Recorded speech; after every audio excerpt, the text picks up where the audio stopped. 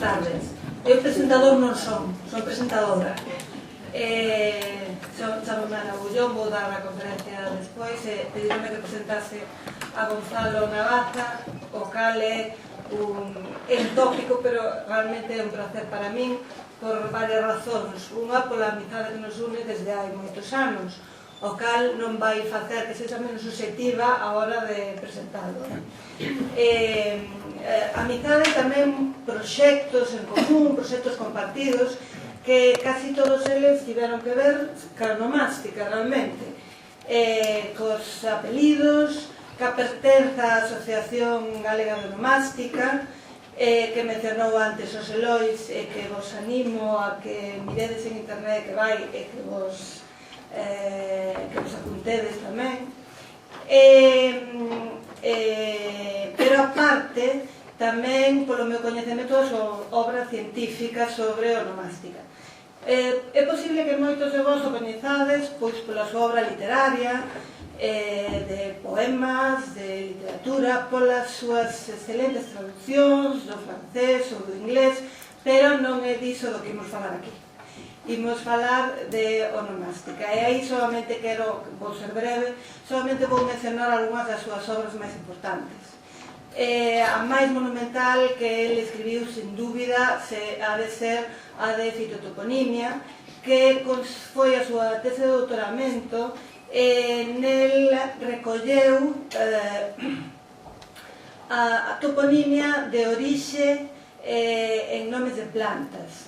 O seu propósito inicial era facer unha recollida de fitotoponimia de toda Galicia, pero o proxecto escapoulle das mans e entonces fixo unha cousa máis circunscrita xeográficamente. Pero, en calquera caso, ese estudo constitúe un modelo desde o punto de vista metodolóxico de como se debe abordar a toponimia, porque a toponimia ten unha parte recollida que é fundamental, pero despois tamén ten un traballo de estudo, de interpretación etimolóxica, que supón non soamente un coñecemento lingüístico, senón tamén un coñecemento histórico, e neste caso a fitotoponimia da natureza, das propiedades das plantas, da documentación medieval, do aspecto do terreo e moitas outras cousas. Este libro, que foi posteriormente publicado, é, xa digo, un modelo de estudo da toponimia. E que se pode descargar da rede. Buscades en Fitotoponimia Galega, Gonzalo Navaza, e podedes consultalo gratuitamente. Foi publicado pola Barrier na Coruña. Ademais destas, tamén ten algunhas obras non tan voluminosas, pero igualmente importantes, xa máis orientadas á divulgación, porque é tamén moi importante facer divulgación é dicir, non só facer estudos académicos destinados á comunidade científica, senón tamén que a xente saiba para que significan os nomes dos sitios. Últimamente ten publicado a toponimia de Catoira, a toponimia de Saians, que xa comentaron aquí, a de Rebordechan,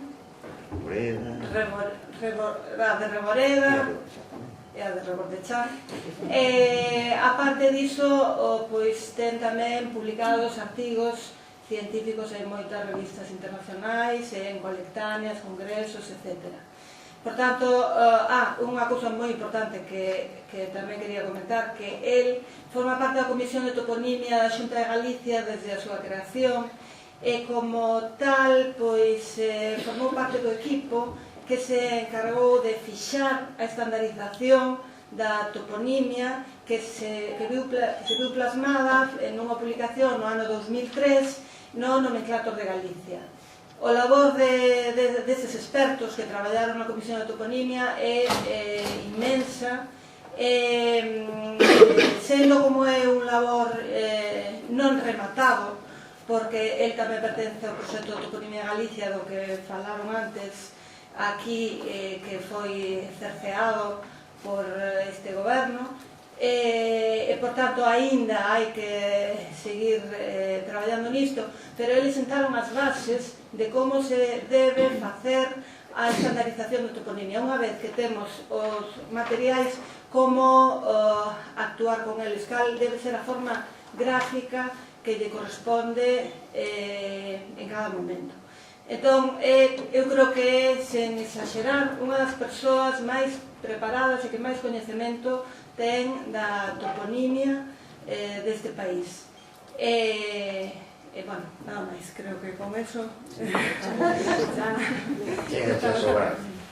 Bueno, pues moitas grazas, moitísimas grazas, Ana, pola presentación. Eu vou empezar xa. Boa tarde.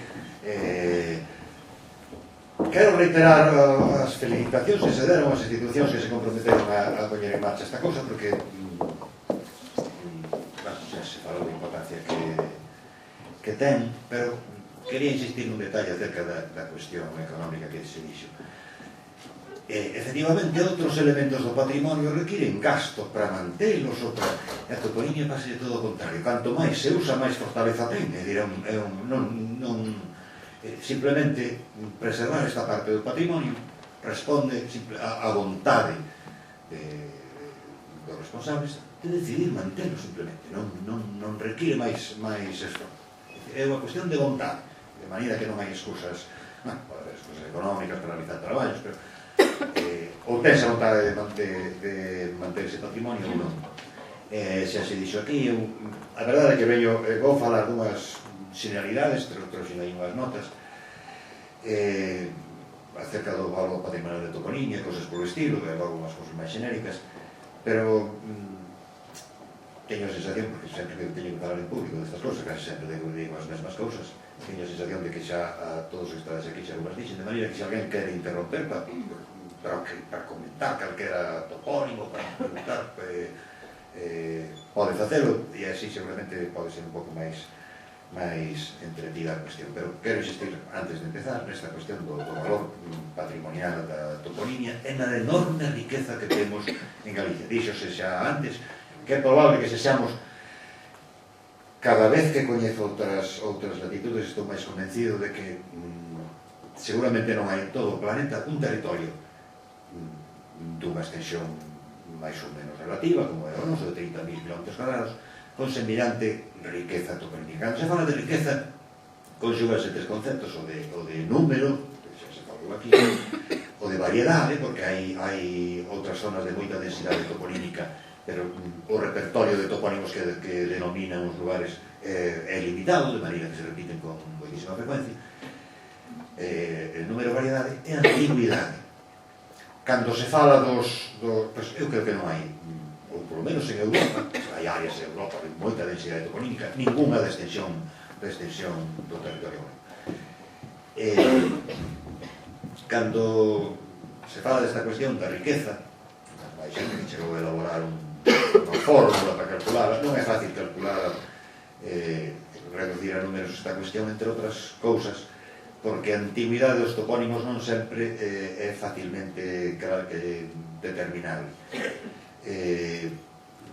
Non se pode, por exemplo, Elixio Rivas na toponimia de Maín, clásico que se publicou como un anexo da revista Verba nos anos, na década dos 70, concluía o traballo facendo un estudo por estratos de porcentaxe de topónimos pertencentes a cada estrato, e saían topónimos de orixe prelatina, saía unha porcentaxe, non sei se era case 30%, por decir, un de cada tres topónimos tiña máis de 2000 anos de antigüidade, se un lía literalmente o que li dicía. El separaba diferentes estratos, se ven o caso, despois podemos falar deste, falaba xa de estrato mediterráneo, estrato ibero-caucásico, cousas que circulaban acerca da prehistoria. Hai moitos edificios construídos sobre a nada ou sobre unha intuición, ese é o caso, despois xa digo, e ás veces, pois, utilizábanse eses criterios, pero sumando todos eses mini estratos prehistóricos, saía case un 30% de toponimia prelatina. Parece el computaba dentro deses estratos palabras de orixe común que ainda continuamos utilizando hoxe, que teñen seguramente unha orixe remota prelatina, pero iso non significa que os topónimos, cando chegaron os romanos, eles tiñan para o carballo, que era unha unha especie moi común aquí, unha palabra, róbulo, o galego, vamos, na lingua do territorio, arraigou ese nome e deixou algún resto. Reboreda é un colectivo de róbulos, pero ese róbulo que traía os latinos competiu durante un tempo coa denominación tradicional que había, que é Carballo, e ao final sobreviviu a denominación tradicional, pero é un termo léxico de orixe prehistórica, prelatina, pero que se incorporou ao latín galaico e sobreviviu máis adiante co galego. É dicir, que un lugar chamado Carballo utiliza unha etiqueta, un nome prelatino, pero mellor é un lugar que naceu hai 15 días. Non sei se se entende, porque a palabra continuou viva. De maneira que, cando se fan eses cálculos, non sempre é fácil chegar a unhas cifras que sirvan para comparar con outros territorios, pero hai xente que se dedicou a formular esta cuestión da riqueza e os parámetros que teñen en conta, en calquera caso, todos eles favorecen enormemente a realidade toponímica galega, porque cando teñen en conta, ou cando se dedica a falar desta cuestión de riqueza toponímica, din que os factores que favorecen a riqueza son, primeiro, a orografía irregular. Este é ben sensato, calquera entende que canto menos é irregular, canto máis regular é a orografía, menos elementos hai na paisaxe que permiten diferenciar. Eu comento ás veces, aquí non os teño, pero ás veces comento, comparando dous mapas deses de un 25.000 que publicou o Instituto Xeográfico, collendo un galego e outro de Palencia, poñamos por caso, o primeiro que chama a atención, nada máis despregar o mapa, é a cantidade de rótulos que ten o mapa galego comparado co da meseta. E a meseta que non tiña máis topónimos, que a mellor hai un territorio enorme de non sei cantas hectáreas que ten únicamente un nome. No caso dos mapas galegos, realmente, houve que fazer unha selección dos topónimos que se incluían no mapa, porque senón non entraban. Ás veces non sempre os que se dedican á confección de mapas, os cartógrafos, esta xente, é consciente, parece mentira, porque debería ser un ensino fundamental que tenían que recibir nas súas carreiras, non sempre son conscientes do valor da toponimia. Estou vendo xa andan por aquí, pero un día destes van falar xente que participou no chamado Proxecto Toponimia de Galicia, que é este proxecto financiado pola Xunta, que deixou de existir dunha maneira, non se nos comunicou realmente. Os que participábamos, os que tiñan un contrato laboral sempre foron para a rúa, pero os que estábamos traballando aí, de maneira oficial, non se nos comunicou que se suspendía o proxecto, xa para colmo das maleducacións. Pois,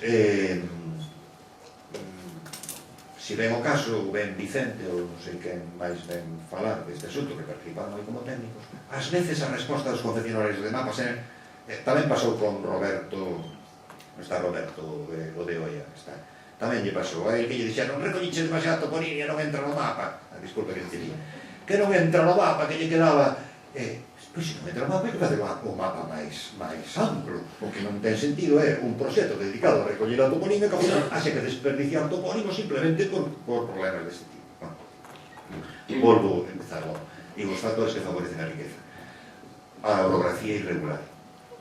En segundo lugar, a dispersión da poboación. Isto supoño que de todo o mundo é coñecido, que se algo caracteriza as poboacións, xa non é únicamente Galega, senón case o cuadrante noroccidental da península, e en xeral outros povos atlánticos, porque non é exclusivo de Galicia, hai outros povos atlánticos europeos que tamén teñen esta característica de dispersión da poboación, ainda que con menos densidade, pero chama a atención, repetíase con moita frecuencia ata hai pouco. No século XX repetíase, agora xa non se pode dicir, pero que a metade dos núcleos de poboación do Estado español estaban en Galicia. Isto era así ata a década dos 70, cando os nomenclatores oficiais do INE recollían para toda España, creo que eran 79.000 entidades de poboación, e en Galicia había 30 e tantas mil. Hoxe en día, pois non sei por que razón, será por novas entidades nacidas, o nomenclator de Galicia creo que ten 41.000 ítems, contando os núcleos de poboación e os nomes das parroquias, que ás veces non sempre tan, e o español ten 104.000, é dicir que baixamos o 40%, pero en calquera caso as proporcións, se sumamos o territorio galego, a zona de Asturias, Cantabria e a parte máis noroccidental de Castela e León e o norte de Portugal, que ten as mesmas características demográficas que o noso, moito máis da metade das entidades de poboación da península están por aquí. O primeiro, dicía, a orografía irregular, en segundo lugar, a dispersión da poboación, en terceiro lugar, a fragmentación da propiedade, isto afecta en particular a chamada microtoponimia, ou a toponimia menor. Os que nos digamos estas cousas, ás veces, somos un pouco reacios a manter esta terminoloxía, que desde o punto de vista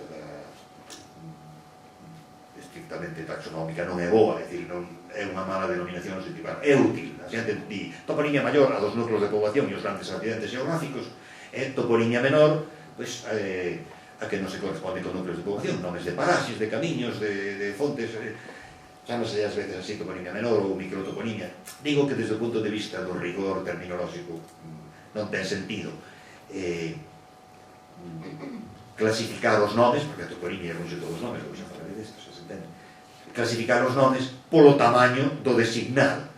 Non sei se é a do Santa Marina ou era Kremer quen facía unha broma con esta cousa, e dicía que claro que os tamén se poderían distinguir macrozoónimos, por exemplo, elefante, e microzoónimos, por exemplo, formiga.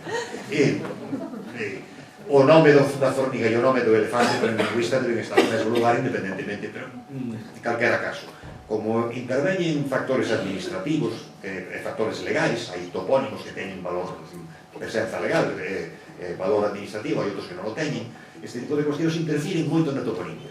Non só interfiren tamén no estudo da toponimia, porque xa comentaremos despois, cando se manexa fontes históricas, as fontes históricas que utilizamos válennos para os espazos que foron susceptibles de ser propiedade de alguén.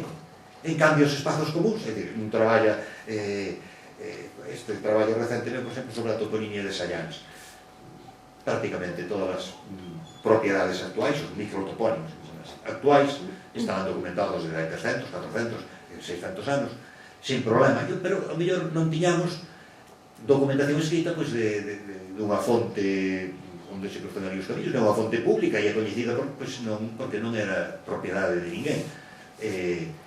Precisamente o que permite que exista, en épocas moi recuadas non, pero nunha época máis recente, que exista documentación escrita dos topónimos, ten que ver cos censos, cos catastros, e ten que ver coa propiedade, con que se registrasen os topónimos porque son propiedade de alguén, e que en realidade o topónimo funcionaba como identificador dunha paraxe, do mesmo modo que un nome persoal garante a nosa garante públicamente a nosa identidade persoal e a de cada quen. Entón ten unha dimensión legal, do mesmo modo que os nomes teñen unha dimensión legal.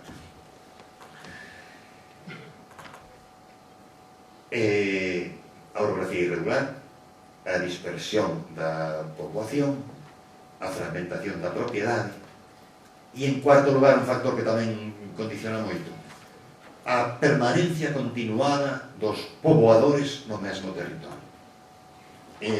A mí me parece que non ten demasiada importancia comentarlo, pero hai territorios que foron non tanto despoboados e repoboados. Antigamente pensábase, por exemplo, falábase en tempos nos inicios da Escola Filolóxica Española, en identidade por aí, falábase do despoboamento dos territorios do Douro na Meseta e a posterior repoboación por parte de cristiáns do norte. Admitíase esa cousa como se fose unha verdade. Hoxe basta que da provincia de Palencia, que estou falando de Palencia, se na provincia de Palencia hai moita toponimia perlatina, pois está claro que eso non puido ter un período de abandono da poboación na Idade Media, senón como sobreviviron os topónimos que teñen miles de anos. Eso xa, de entrada, ese era o primeiro argumento.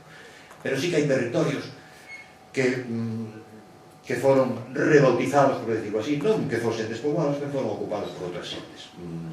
Vai vir nunha destas jornadas Emili Casanova, un experto en toponimia na comunidade valenciana, a recristianización, pode chamarse, ou reocupación cristiana dos territorios originariamente islámicos na Idade Media de Valencia provocou un rebautizamento de moitísimas formas, se cambiaron, se lle foi máis. Hoxe hai algunha documentación que permite saber cal era o nome tradicional e cal foi o nome que se lle impuxo. Nós tamén temos moitos nomes reformulados, en algún caso, pois sabemos que era o nome antigo, eu que sei, porque hai documentación, sabemos que Salvaterra de Miño tiña un nome, como é, Fazouro, chamamos, ou alguén lembra, bueno, é dicir, sábese canto se lle cambiou o nome, consta o tal, ou sábese que en moitos destes, antes falouse deste topónimo Cabrón, non, é relativamente común, non? Máis de un, había un núcleo de poboación chamado Cabrón, non sei agora se era en Allariz ou en Padre, pero nos queda ali a oriente de Ourense capital, que foi sustituído por Villaflor ou Penaflor, ou tamén son curiosos as redesignacións de topónimos supostamente cacofónicos, case sempre son eufónicas, ou pretenden ser eufónicas, pretenden falar, é dicir que ese tipo de topónimos, hai moitos por aí que se chaman Os Ángeles, hoxe puxemos Os Ángeles, realmente eu creo que foron xa rebautizados en castellano como Los Ángeles, pois moitos deles, son parroquias, moitos deles tiñan en común un mesmo nome que era Perro, perros ou perros, en algún caso. É probable que non tivese nada que ver cos cans, pero nunha época, no século XVII, por aí, en que perro era un apelativo insultante para os non cristiáns, pois, como nome de parroquia non sobreviviu en Bertamiráns, os Ángeles de Bertamiráns, casualmente, ainda conserva dentro da parroquia unha liña que se chama Perros, que ten o nome da antiga parroquia. Bueno, teñen así a súa cousa. Logo hai outro tipo de nomes máis enigmáticos destes de rebautizamentos. Todo o mundo coñece o famoso diploma en que Afonso VIII lle impón como novo nome para Baiona o nome de Baiona e non o vello de Erizana. Aí o problema que se nos presenta é realmente é unha redesignación ou opta por un nome xa preexistente. É dicir, se é un nome inventado nesa época, é probable, como sospeita moita xente, que sexa un nome tomado como eco ou un topónimo replicante da outra Baiona de outro lugar. Pero hai outras Baionas por aí adiante e non se pode explicar. É dicir, que simplemente optou por esta é a miña sospeita. Había un repertorio de 3 ou 4 nomes ali na cousa, optou por un e non por outro, porque ás veces sucede isto, que unha mesma realidade recibe 2 ou 3 nomes. Ou ás veces non son exactamente idénticos, pero pode suceder esa cousa. Estábamos falando da riqueza, xa digo, eses 4 factores, é especialmente interesante o dos asentamentos poboacionais continuados ao longo da historia, porque eu cada vez estou máis convencido, que isto xa é unha opción teórica, digamos, pero eu estou cada vez máis convencido de que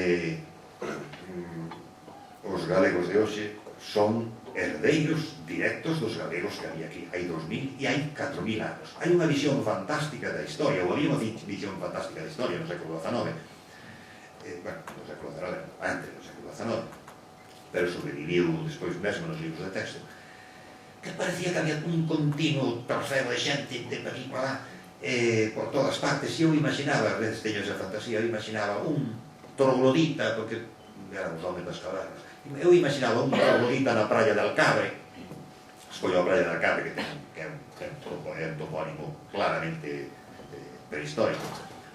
Estaban os trogloditas na praia de Alcabre, chegan os fenicios, matan os trogloditas e quedan na praia de Alcabre os fenicios. Están os fenicios na praia de Alcabre, veñen os gregos, matan os gregos, matan os fenicios, quedan os gregos na praia. Están ali os gregos tan panchos, veñen os romanos, acaban... É dicir, unha especie de sustitución continua de unhas xentes por outras, e resulta que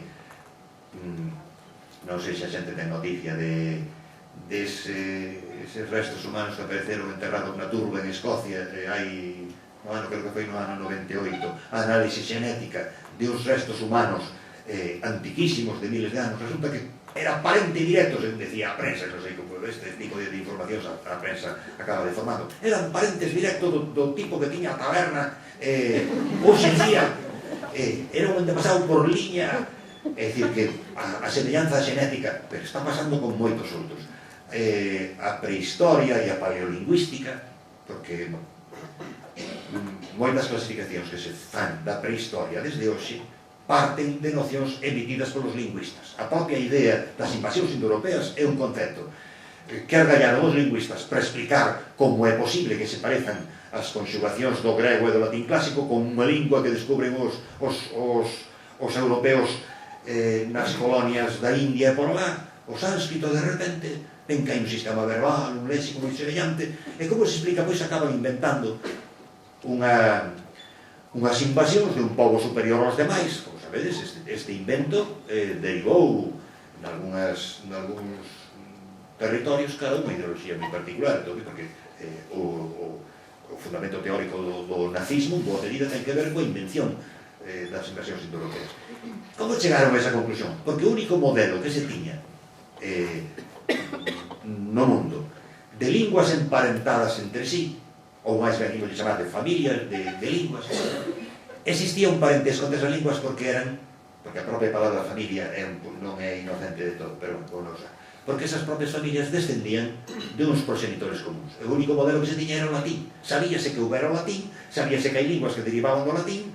Como o latín se impuxo nese territorio, mediante a conquista, mediante un imperio, entón levouse cara a prehistoria tamén ese modelo. E inventouse, pois uns povos armados que conquistaron, armados e veloces no seu desplazamento. Co cal, obrigaba a imaginar uns povos que xa tiñan os cabalos domesticados e que xa tiñan, non podían ser povos pre-neolíticos, e povos que tiñan armas de metal, para poder entender tamén esa conquista.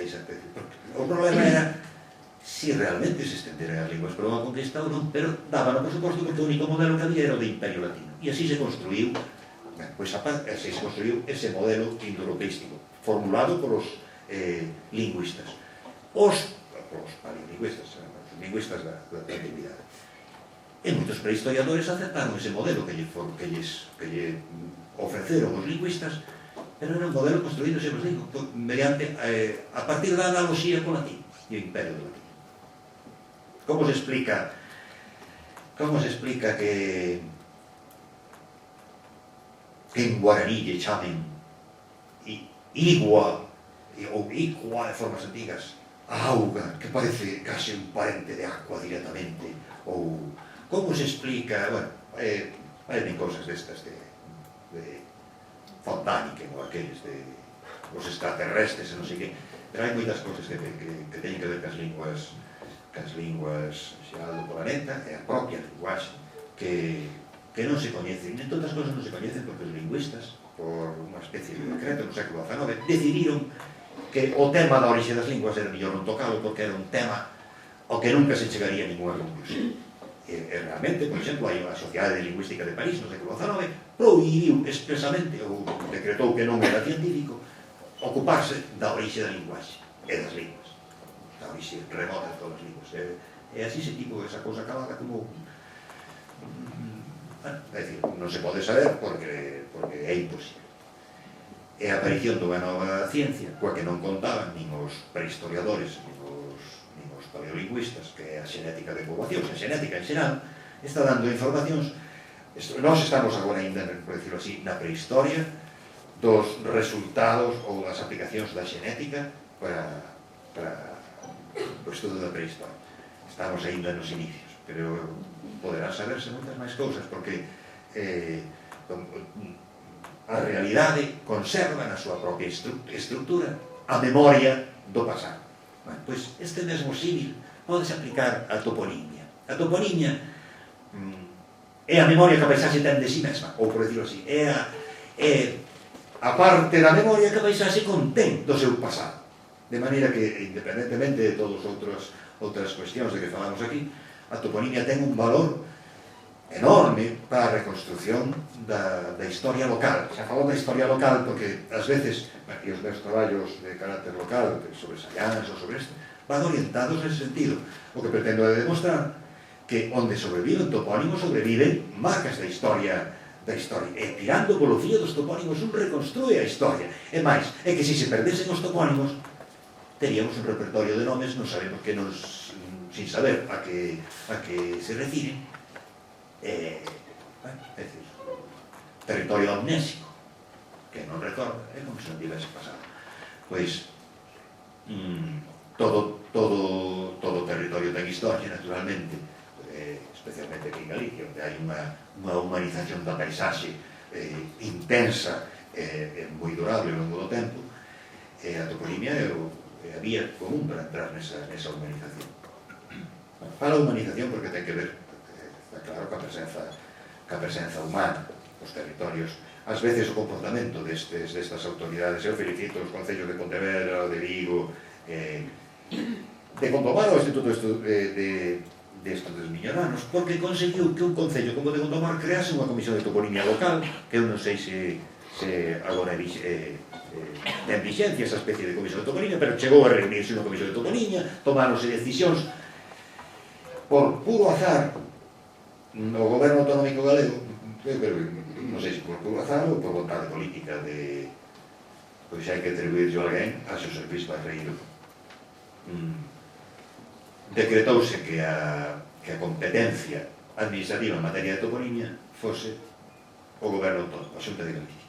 Isto resolveu-nos, non imaginades, cantos problemas, resolveu moitos problemas, porque, por exemplo, se comentará Emili Casanova, en Valencia, a competencia de toponimia é municipal, de maneira que hai concellos que teñen unha sensibilidade máis ou menos boa coa toponimia, outros que tanto lles ten, e outros que permiten todas esas non sei se de que asunto vai falar Emili Casanova, pero non imaginades a cantidade de novos núcleos nacidos nas dúas últimas décadas, creados no Mediterráneo, núcleos non son 2 chalés ou 3 chalés, a mellor de golpe, pois 4.500 vivendas, esta fantasmada toda da construcción no Mediterráneo, onde a parte da agresión do feísmo urbanístico, hai tamén o feísmo, vai todo xunto, o feísmo toponímico, lugares que se chaman, eu falando de chiste, dixen, mano, son capaces de poñerlle Manhattan Beach e inventei no portal. Pois existe no litoral valenciano un Manhattan. Ese tipo de primeiro, de ignorancia, digamos, ten que ver coa idea de que só os importantes teñen historia. 200 anos non teño aquí daí esa famosa décima de Añón, que se titula Diante da Torre de Hércules, non sei se coñecedes. Esta torre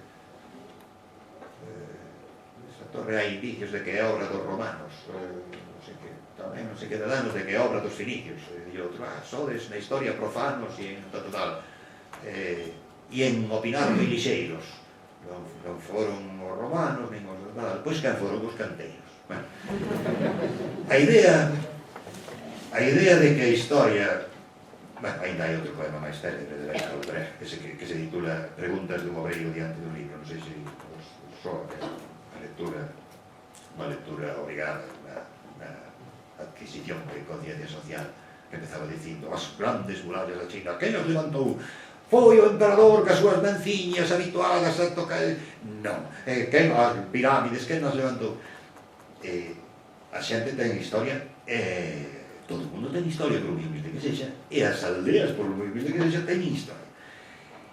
Ese prexuizo contra o mundo rural, que no fondo ten que ver, é un prexuizo contra a lingua galega, ou por menos está todo aí mesturado, leva a moita xente que ten responsabilidades no urbanismo a pensar que a extensión das cidades ocupando o territorio previamente rural e a expansión da civilización sobre terra incógnita, que é como lle chamaban os descubridores cando chegaban no medio de África. Terra incógnita era cando non se sabía, e nos mapas pintaban ali uns monstros, aquí leones, ponían nos mapas, non sabían máis nada, pois con moita frecuencia o prexuizo antigalego, disfrazado de antirural, estende a cidade ou medra a cidade impoñéndose sobre a aldea, impoñendo tamén os nomes e dominando e civilizando. Pensan que civilizar é irlle dando Quique Costas non fixo comentario, pero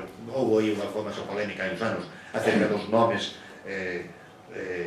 dali do campus universitario de Vigo, e a molestia que lle causaba a alguéns un lugar chamado Porto de Bois. Que lle teño que mandar o meu enderezo a un colega inglés, non me vai visitar porque vai pensar que vai manchar os pés de lama.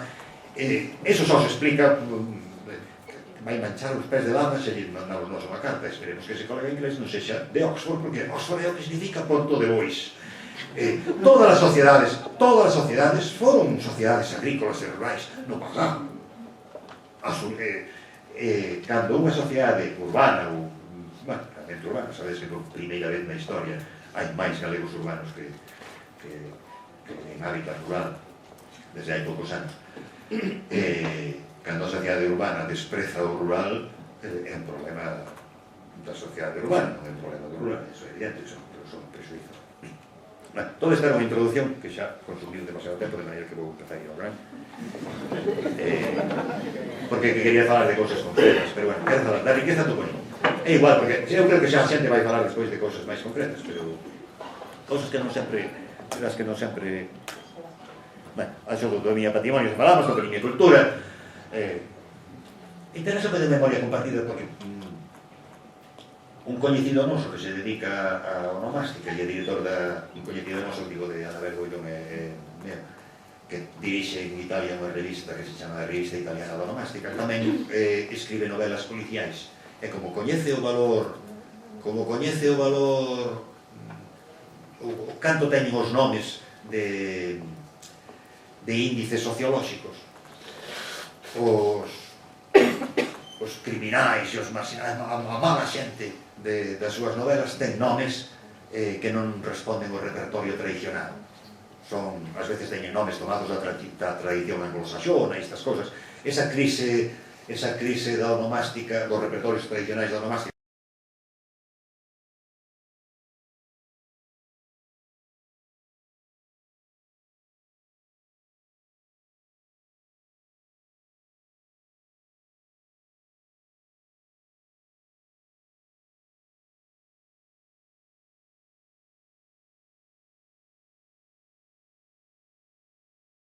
que se produciu aquí, incorporando nomes collidos da televisión e por aí, tamén se produciu noutros zonas de Europa. É unha crise que ten que ver co desarraigo. É unha crise que ten que ver porque quen non sorprendíanse os estudosos italianos, unha estudosa italiana, Álvaro Sebastiano, sorprendíase de que esa crise dos repertorios tradicionais se producise precisamente nas zonas máis ricas de Italia, no norte de Italia, cando ao principio era de esperar que esa crise se producira nas zonas que tiñan máis autodesprezo pola propia tradición, as zonas máis miserables do sur. Pero unha cala un pouco máis profunda detectou que se producía no norte, pero as familias que rompían coa tradición precisamente eran familias inmigrantes procedentes do sur, porque entón chamábanse, bueno, esta cousa a todo o mundo lle chama a atención, por exemplo, que os brasileiros utilicen apelidos da tradición anglosaxona como nomes persoais. Ora, nos países que foron colonias das metrópoles europeas, que non teñen realmente, ou teñen a tradición europea, ou non teñen unha tradición histórica, de maneira que non hai, por decirlo así, non hai ese arraigamento na tradición cultural. Pero quero comentar este detalle que ten moito que ver co desarraigo. Comparando un traballo que fixera Luz Méndez cos rapaces que eran socios do Club Xabarín na década dos 80, nomes de persoa que tiñan, con os alumnos matriculados na selectividade, non sei se era... Non, os alumnos matriculados na Universidade de Santiago, 15 anos despois, era prácticamente a mesma, calculamos que sería a mesma xeración. A porcentaxe, en cambio, de nomes exóticos, se pode chamar así, baixaba moitísimo máis na segunda base de datos, é dicir, dos que accedían á universidade, o cal xa nos vale como un indicio da clase social de quen rompeu o tradición. Non sei se me está seguindo. En xeral, os nomes, as molas, en xeral tenden a ir de arriba a baixo na escala social. As molas dominantes tenden a ser as molas das clases dominantes. Ás veces producese primeiro as rupturas nubes e logo, cando chegan abaixo, xa veñen con retraso, xa veñen, tiro para adiante.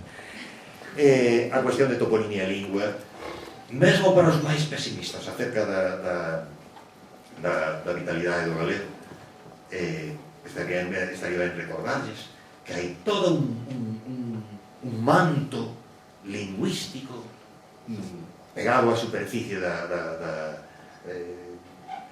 do territorio que conserva unha riqueza enorme.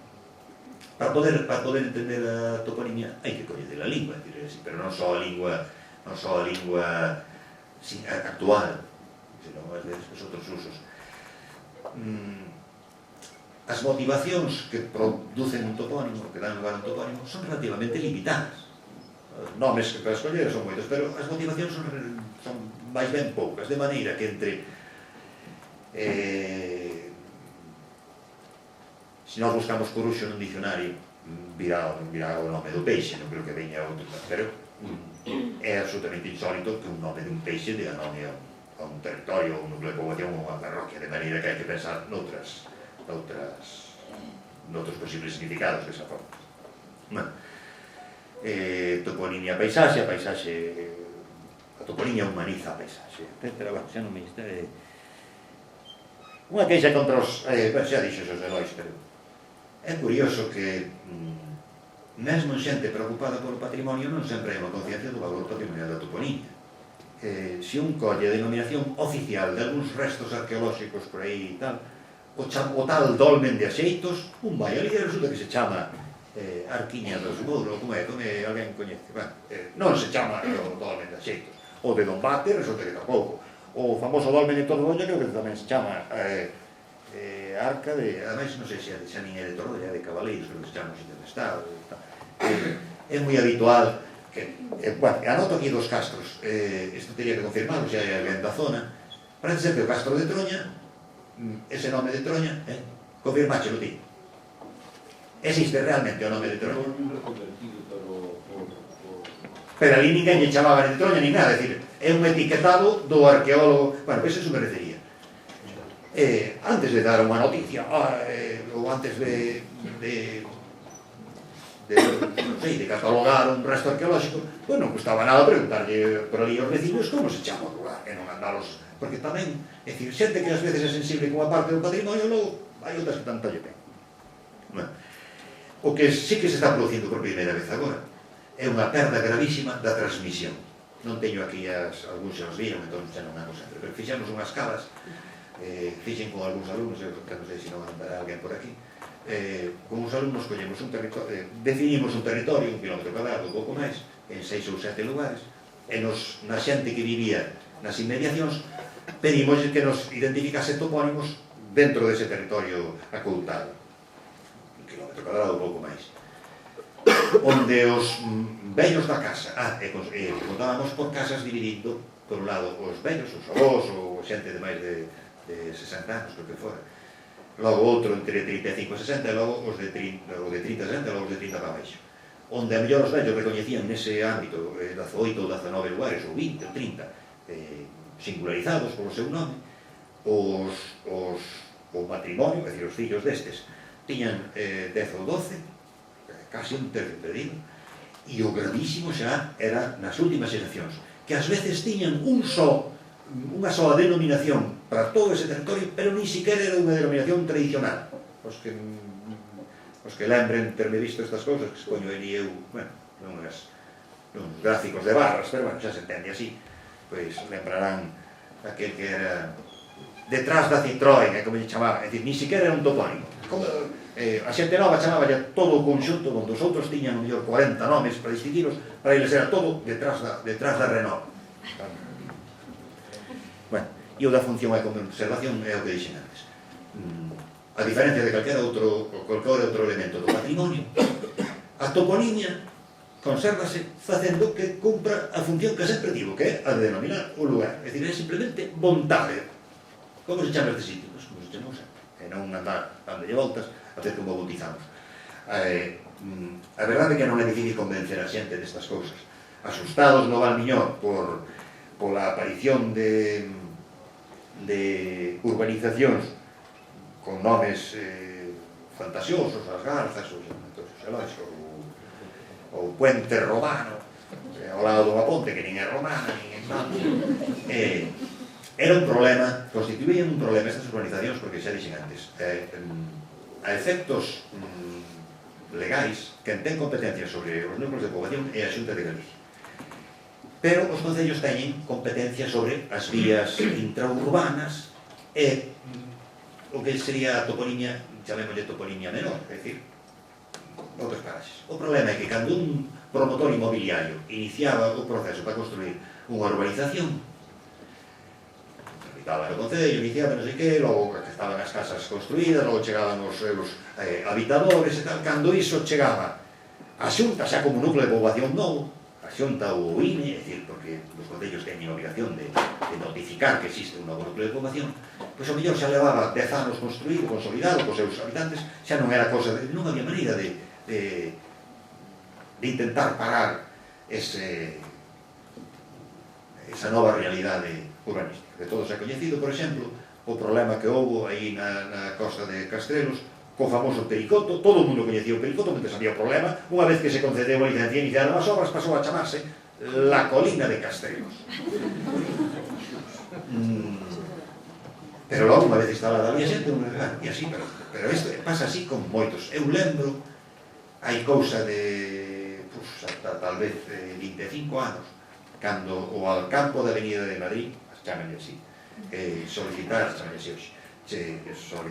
seu permiso ao Concello de Vigo para instalarse, falábase do hipermercado da Raposeira, porque estaba no lugar da Raposeira, e na prensa daba noticias, finalmente concedida a licencia para a construcción do hipermercado da Raposeira. Unha vez que se construiu, parece que desapareceu, bueno, queda ali detrás a Raposeira, que é o topónimo tradicional, pero os propios de empresa chámanse o hipermercado da Avenida de Madrid. Toponimento Coruña, bueno, unhas cousas por si ven alguén. Nos chamamos de toponimia tanto o conxunto dos nomes, como a disciplina que se ocupa do seu estudo, que é, bueno, un pouco antigo. Hai xente un pouco máis exquisita. Dieter Kremer ten-nos botado con frecuencia broncas por non ser específicos, porque hai outras tradicións culturais onde lle chaman toponimia a conxunto dos nomes, toponomástica o seu estudo, onimia o conxunto dos nomes, onomástica. Nós utilizamos indistintamente toponimia ou toponomástica, mas é toponimia ou toponomástica, soa un pouco raro, pero bueno, sabede que hai xente que distingue, que fai estas diferencias. Entón, ás veces, bueno, a cuestión de topónimos é apelativa, bueno, xa non me insisto nestas clasificacións máis miúdas, ás veces a xente dalle moita importancia, pero máis vale ás veces nin telas presentes, o de oronimia, hidrotoponimia, hidronimia, hidrotoponimia, oiconimia, odonimia, poteconimia. Non, que a min tanto me ten que chamarlle nomes de establecementos comerciais que chamarlle a poteconimia, non por darlle unha etiqueta máis técnica, o que se vai con eles en dificultad. Pero sí que ás veces hai problema na recollita, porque xa vou falando de cosas prácticas, ás veces hai problema na determinación de que é o que constitúe un topónimo. Poño aí algún exemplo. Bueno, nestes dous exemplos, o Monte Pedroso é máis a Pena Corneira. Non sei se os coñecedes, os de Santiago coñecen o Monte Pedroso e os do Ribeiro coñecen a Pena Corneira. O Monte Pedroso pode chamarse tamén o Pedroso, ás veces chaman o Pedroso, o Peño do Pedroso. É dicir que podría ser que podésemos considerar aí o termo monte como un xenérico, pero non forma parte completamente do topónimo, mentres que en Pena Corneira, se lle quitamos pena, non podemos falar de Corneira a secas, non é Pena Corneira. De maneira que eu neste tipo de dúbidas son partidario de recoller sempre a forma plena. Se é un xenérico, se non é, se a xente o utiliza para denominar un lugar, pois máis vale recollelo enteiro. Non sei se me entende a que te retiro, pero máis vale recoller por exceso. Bueno, outro detalle é o detalle dos artigos. Como sabedes, os artigos forman parte dos topónimos. En xeral sucede así nas linguas románicas, por exemplo, en diferenza do que sucede nas linguas de tradición xermánica, onde con moita frecuencia un apelativo común, en canto se consolida como topónimo, perde o artigo. É dicir, é unha marca do seu uso toponímico a ausencia do artigo. Forma parte do topónimo. Ás veces nas relacións dos topónimos non se fan. Eu xa teño visto en congresos internacionais de toponimia como os non portugueses lles recriminan os portugueses que non fan constar o topónimo na rotulación ou na relación do topónimo. Os topónimos portugueses, claro que teñen artigo, e dixen un topónimo, claro que teñen o artigo, pero non van constar nin nos rótulos, nin no... É dicir, que un ten que saber que é as Caldas de Raíña, que ten artigo, porque senón ali o que ve é Caldas de Raíña. O Porto, é evidente, a cidade, o nome oficial creo que é a cidade do Porto. Os pasos de Valdevés, o Estoril, ten que coñecer os lugares e saber se teñen artigo ou non, porque no rótulo non o poñen, non sei se é pero ten, pero teñen. Canto menos coñecido o lugar, arriscase a perderlo, porque se non aparece, é dicir, que a mellor un falante do Algarve, pois, di, pasei as ferias en Caldas de Raíña, non di nas Caldas, porque para ele xa é queda moi distante. Pero, os artigos forman parte dos topónimos. En Italia é la Spezia, e la forma parte do topónimo, e en Francia le Havre, le forma parte do topónimo. Non podemos chapodarlos sin máis. E ademais que en galego a desgaleguización, porque non, moitas veces ni siquiera houve unha castelanización dos topónimos, máis ben foi desgaleguización, quitarlle a reducción de tom ou calquera cosa. O camiño menos agresivo sobre o topónimo de desgaleguizarlo é suprimirlle o artigo, que todo o mundo continuaba dicindo porriño, sen artigo, en vez do porriño, ou ese tipo de cousas. É dicir, que é interesante ter presente o artigo. O artigo, das veces, ocasiona problemas, porque o artigo pode aglutinarse co topónimo, ás veces deglutina, é dicir, sepárase o artigo e leva con el parte do topónimo, non sei se... Antes saiu aquí, antes falou alguén de Esperón, era por un apelido en Pontevedra. Esperón é un apelido toponímico, ven de un topónimo chamado Osperón. Na fala dirían Osperón. Ese Osperón, igual que hai tamén Asperela, son derivados de áspero, áspera. Refírese á calidade da terra. Ao lado de onde vivo eu, entre Gondomar e Piquieiros, en se chama ali a aspra, que é a áspera. Como ese A inicial aí é tónico, sobrevive áspera, aí non hai ningún problema, vese que é un A. Pero nos derivados con un sufixo, ao ser átono, queda máis confuso. É misturado co artigo, se o artigo é masculino, áspera, pois, como o interpreta a xente? Tende a interpretar a esperela, porque cando se reconstrúe na escrita unha cousa que non se di na fala, case sempre é un E, o que se repón. De maneira que parece que ten que ver con esperar.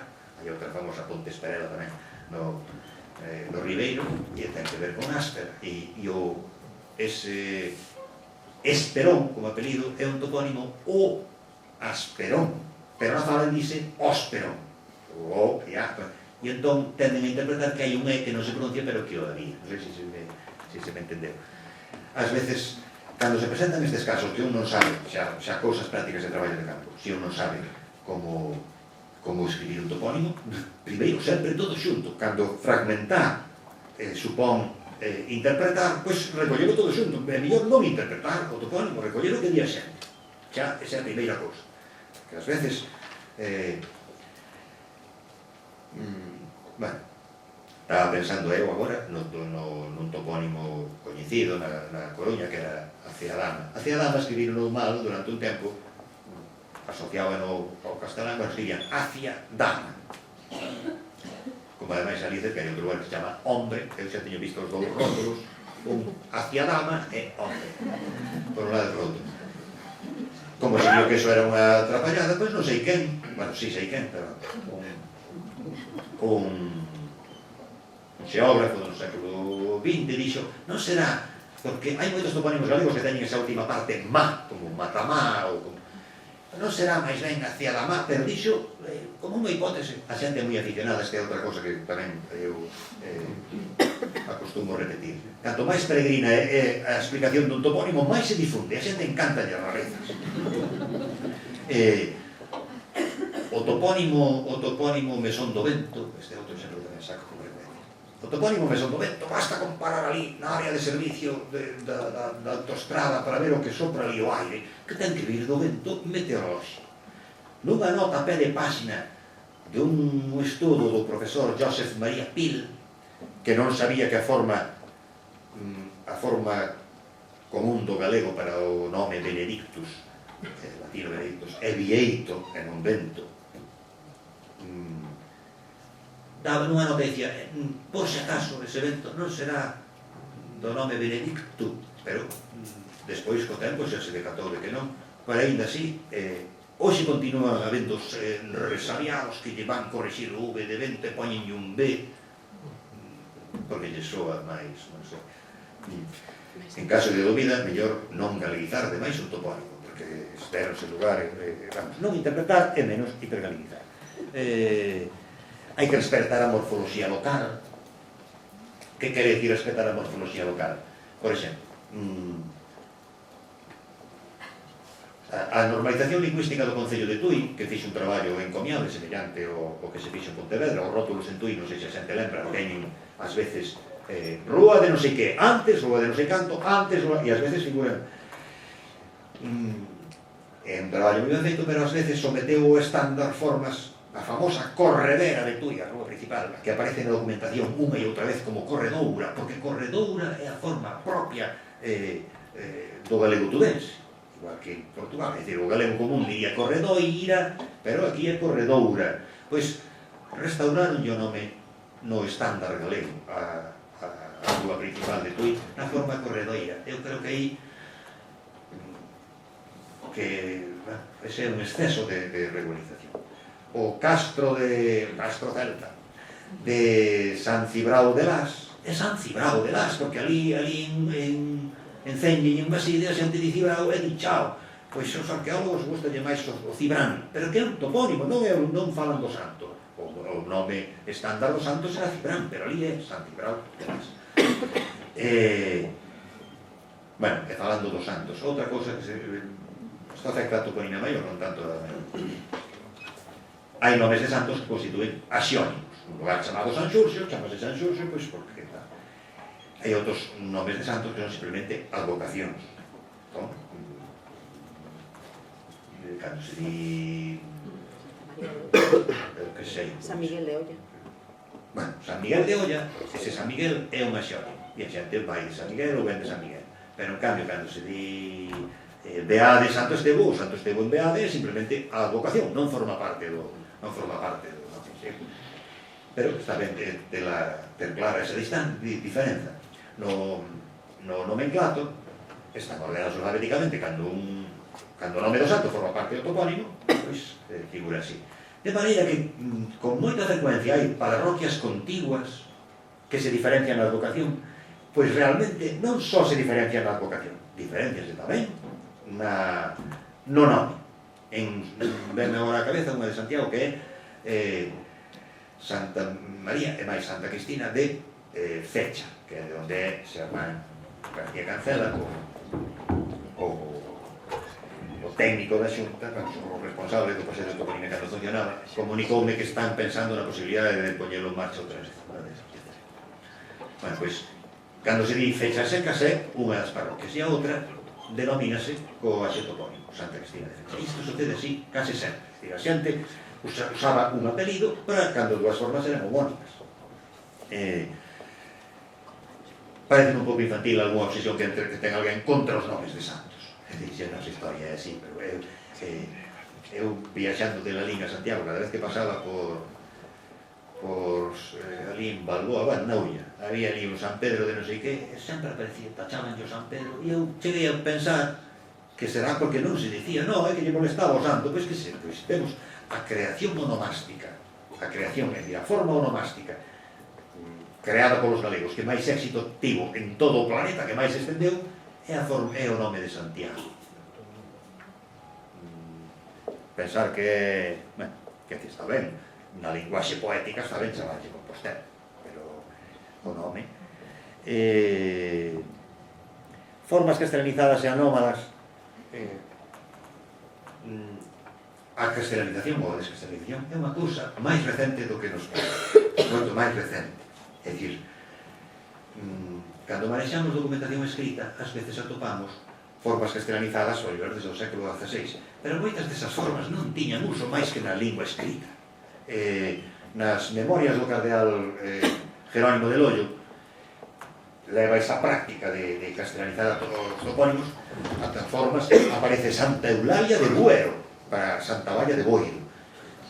É que se chamaba así, ocorreuselle sobre a marcha, porque a xente tiña esa cousa. É como ese detalle de escribe aí 2 cuncas de arroz, esa cousa de receita que conta, non sei que, vai escribindo aí 2 cuncas de arroz, 2 tazas de arroz. A xente ten a conciencia de que escríbese, cunca escríbese taza, non é que, de maneira que na historia nos manexamos con moita frecuencia fontes escritas, tendemos a pensar que as formas castelanizadas teñen moito máis arraigo do que teñen. Se manexamos moita máis documentación, vemos que de vez en cando asoma, cando non é formal, asoma a forma tradicional. No libro de Salláns expliquei que San Xurxo de Salláns non só era San Xurxo a forma histórica, sino que ademais ese núcleo é o responsable do apelido San Xurxo aquí na zona da Ría de Vigo. O cronista oficial de Vigo, Lalo Vázquez Gil, nun traballo di San Xurxo de Salláns, o San Jorge, realmente San Xurxo non lo dice nadie, non lo diría, nunca se dixo, creo que chega a decir nunca se dixo. Nunca se dixo, a mellor, na memoria da xente que ele entrevistou, basta con repexer un pouco na documentación, esa forma San Jorge ten poucos anos de vida. O mesmo sucede cos nomes e cos apelidos. A xente tende a claro, do pasado únicamente vemos as formas escritas, pero un fulano que se chamaba, imaginade, Xurxo de Outeiro, se a súa vida dura 10 millóns de minutos, foi Xurxo de Outeiro 9.999.990, e foi Jorge de Otero, únicamente nas poucas ocasións en que diante dun escribano tiña que dar o nome, non sei se me seguides. É dicir que as formas populares, que son as formas tradicionais galegas, sobreviviron moito máis do que tendemos a pensar, e que hai que ler con certa cautela a documentación escrita. Valadares, outro caso destes de... A xente di Valladares hoxe. Toda a vida, é o que di, sempre se dixo. Afortunadamente para este topónimo hai fontes suficientes. A máis simpática é a historia de Vigo, de Taboada Leal, onde a falar das parroquias, el que cree, ya desde la Edad Media se llamaba Valladares, el como escrito con 2 L's, interpreta que hai que lerlo a castellano. Tamén pode topar Portella, escrito con 2 L's, Portela, ou hai casos de apelidos portugueses que escritos a bella, pola ortografía portuguesa antiga, pasaron aquí, e aquí pronuncianos o apelido Vasconcelos, que ten que ver coa revista Lusitana, un apelido ben consolidado na tradición cultural portuguesa. Algúns Vasconcelos que viñeron a Galicia antes da reforma da ortográfica viñeron cos 2 L's de Vasconcelos e os chamanlle Vasconcellos. Ese Vasconcellos é unha lectura a la española dunha grafía antiga, non sei se entendedes o que quer decir. E iso pasa tamén coa Portela e pode pasar con Valladares. Pero Taboada Leal, que cree que a forma medieval era Valladares, e ya se llamaba Valladares en la Edad Media, según informa Ávila y la Cueva, non sei que, pero los vecinos de la parroquia aún siguen diciendo, danos a constancia da realidade fónica. O libro publicouse en 1843. El cree que os veciños, medio sospeita que o fan mal, pero deixanos aí a proba de que era o que dicían os veciños. Pois os netos deses veciños son os mesmos que ahora din, toda a vida foi Valladares. Porque a xente non ten memoria máis que da propia experiencia. Que non son moitos estes. Casos en que desapareceu a forma da oralidade, a forma tradicional, son moi poucos. A toponimia constitúe un sistema. É dicir, todo topónimo, hai topónimos anecdóticos, raros, unha cousa singular, pero mesmo os anecdóticos responden a unha... Antes dixen que as motivacións son relativamente limitadas. Pois mesmo un topónimo, eu ás veces conto porque polo que ten de chistoso, un topónimo onde morreu Martiño, que queda entre Lobios e a raya de Portela Lome, que cando andaba eu facendo traballo de campo, me dixeron que ese monte se chama onde morreu Martiño. O propio informante, eu que dei así de estoñado polo nome, e dime, si, este Martiño Era un tío dos que teñen a taberna aí en Fondevila, que era aficionado a caza, e eu creo que nunha cousa de caza pegaron un tiro e morreu e quedoulle así o monte. Pero, bueno, xa me digo, pero cando hai moito tempo, antes da guerra. Na documentación de Celanova, antes do ano 1000 aparece ese monte máis unha vez, non é unha só, máis unha vez, en latín, ubi morbit martinum, bueno, pois mesmo ese topónimo, que é un topónimo anecdótico, unha vez que empezamos a facer recolleita de toponimia, de microtoponimia, no proxecto Toponimia de Galicia, empezaron a aparecer onde morreron non sei quen, onde non sei, é dicir, que non son tan extraños, non é, é dicir, o que quero comentar é que as motivacións que dan lugar aos topónimos repítense aquí e alá, de maneira que a explicación dun topónimo, aparentemente inexplicable, podemos atopala noutros topónimos, emparentados con ele, o que teñen o mesmo sufixo, que responden a motivación semellante. Esta idea de que a toponimia constituye un sistema non podemos prescindir dela. Quen prescinden dela é as explicacións onomásticas tradicionais, as etimolóxicas tradicionais. Antes comentou Xosé Lois de detalles que hai que recoller da toponimia, non é só os topónimos. Interésame que a xente, ou estaría ben ter presentes algúns detalles. Por exemplo, os xentilicios. Recoller os xentilicios dos lugares. Hai moitos lugares que non teñen xentilicio, pero hai moitos que sí que teñen xentilicios tradicionais, e é urxente recollelos antes de que morren e antes de que os xornalistas se dediquen a inventar xentilicios a brava, porque se alguén manexa o Faro de Vigo, por exemplo, chegará a conclusión de que os habitantes de Bueu se chaman buenenses. Non sei se alguén ten visto isto. De onde sacan ese N de buenenses? Que os de Forcarei, forcaricenses. Se fose de Forcariz. Forcarei, o que lle consulten un erudito. Os topónimos que non tiñan xentilicio, un xentílico, en Portugal, os eruditos crearon, e no Brasil, crearon xentilicios cultos ou hipercultos. O habitante do río, como se di río en latín? Fluminenses. O habitante de, bueno, ese tipo de inventos que van así, ás veces errados. Pero, bueno, tomas do río de Xaneiro, claro. Fluminense do río de Xaneiro. Peor é, os de Salvador de Bahía, soteropolitanos, porque Soterópolis, Soterópolis é a cidade, Sotero é Salvador en grego, é que é Salva. Hai xente que se dedica a remexer así, pero son formas inventadas, son formas cultas, pero máis vale pasarse de erudito neste plan que esas inventos así a brava, ás veces, bueno, os xentilicios, moitos deles hai nos tradicionais. E cando non hai un xentilicio normal tradicional, hai ás veces xentilicios burlescos que son interesantísimos. Se a mellor alguén se ten noticia, cando fixeron a Camilo José Cela carteiro honorífico de España, non sei que cosa, entón ele aproveitou para mandar unha enquisa a todos os carteiros, bueno, empezou por Galicia, non sei se lo oímos, pero todos os carteiros de Galicia recibiron unha enquisa de Cela acerca de como se chaman os habitantes dese lugar, como se chaman por mal nome, que cousas, que mal nome ou que vicios lle atribúen os veciños da aldea próxima, da aldea veciña, cosas así.